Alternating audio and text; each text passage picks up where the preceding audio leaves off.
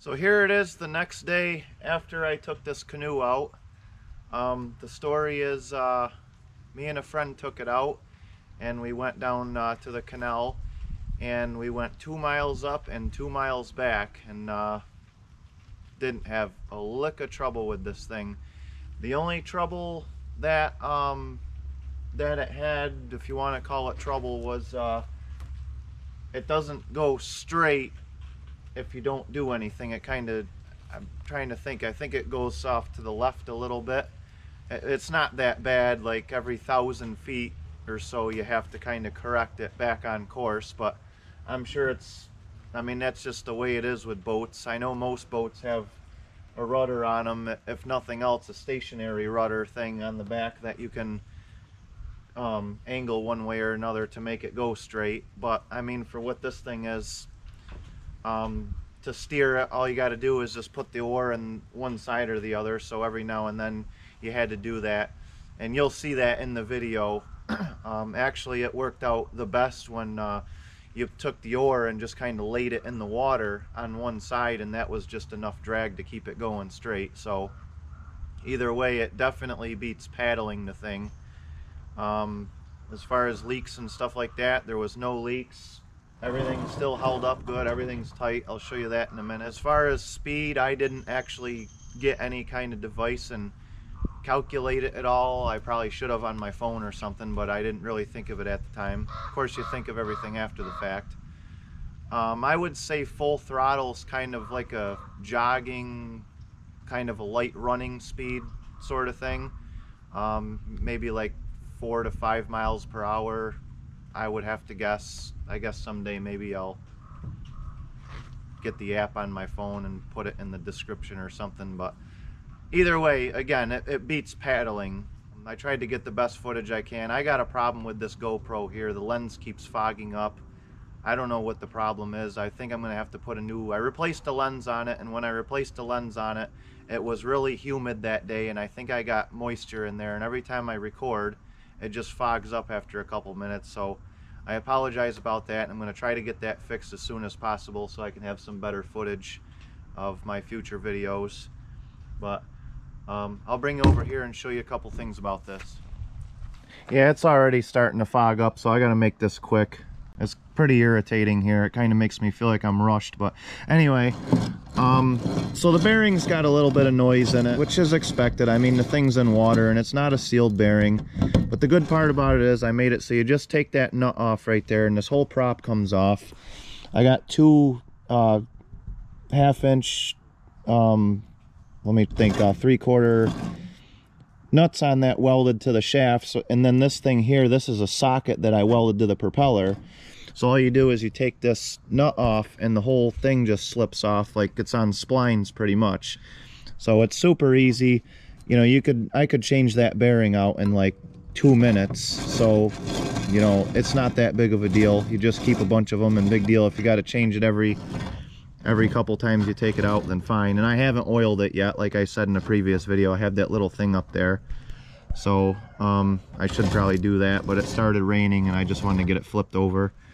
I just had some old paint and stuff from some other projects. When I got done with it, I just dumped it over top of this fiberglass just for now. I don't know, I'll probably paint this thing eventually.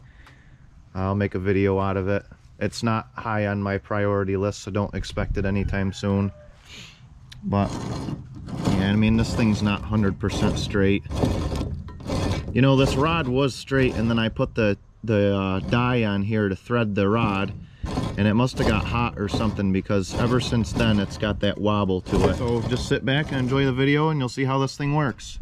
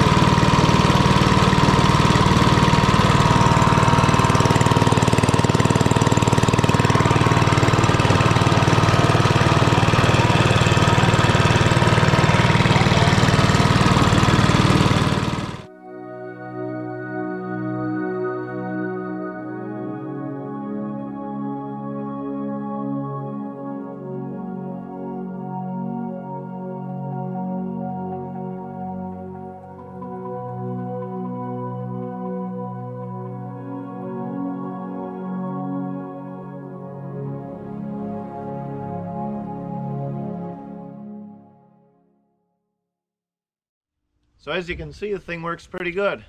Had a lot of fun with it. Can't wait to take it out again, actually. One thing is that engine being right there. Well, I mean, that's only kind of temporary. You know, it's a pain because, like, where I was sitting in the front, you're going backwards. So, I mean, I'm gonna make it, you know, and the thing is the engine, that's the first time that engine's been run since I bought it, so it had some trouble. You know, once it got broken, once I ran it for about 15 minutes or something, it was fine, but at first it was pretty temperamental and I flooded it a couple times. And it was nice to actually be right there and have everything right there so you can mess with it. And I had a bunch of tools down under my seat and everything. But eventually I'll probably move the seat back, kind of like I said in the first video. And then I'll make some kind of controls, you know, like a throttle and stuff like that. And basically all you'll have to do is just get up there to start the motor. But it was really nice on the other hand, because yesterday it was kind of cool and that thing was like a little space heater right there. So it could get hot on a hot day, but on a cool day it was pretty nice. Going backwards is kind of a pain, and being in the front of the boat with all the weight definitely took the efficiency out of it. But on the other hand, I didn't build this thing for speed, because it's not a boat that you'd want to build for speed. I just built it basically to cruise around, and as you can see, idle to about half throttle is where the sweet spot is. If you get over half throttle to full throttle, it actually goes slower, because this thing just starts cavitating air. It just sucks air right down, and you can see the bubbles, and you're really not doing anything but wasting gas and getting the motor hot and making a whole bunch extra noise.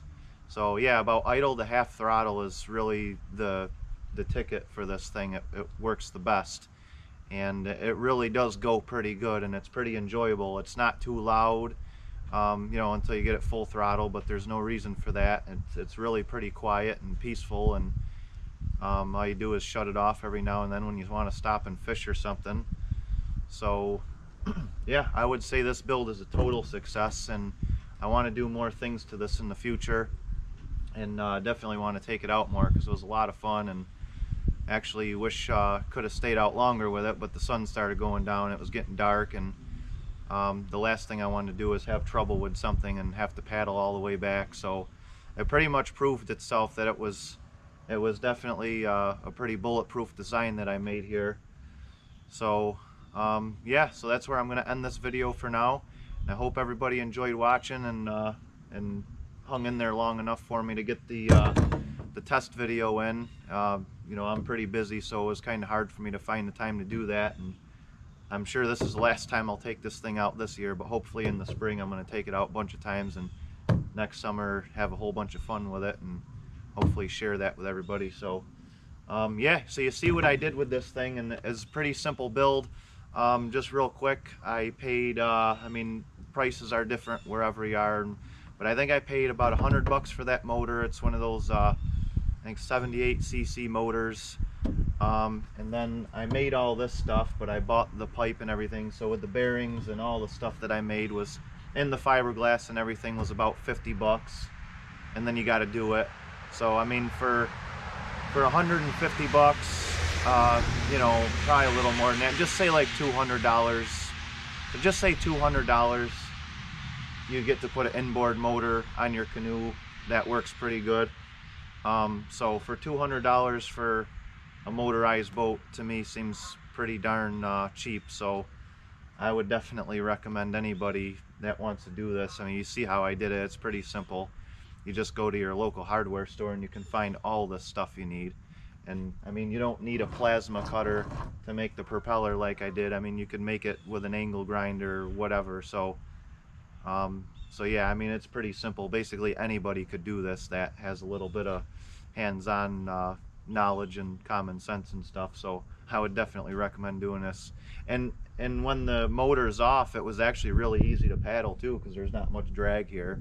So it's kind of a win-win either way. If you don't want to put the motor on it, you don't have to. You could just take it out, or you can even hook a screw gun up to that shaft in there, and if you're just going out for a quick ride and you don't want to get into the motor and stuff like that. Yeah, so I mean, it's basically a win-win no matter how you slice it with this thing. So I'm really happy with it. that's enough babbling on this video, and I hope everybody enjoyed watching, and just stay tuned for the next cool project I got coming up here, and we'll go from there. And take care till next time. Thank you.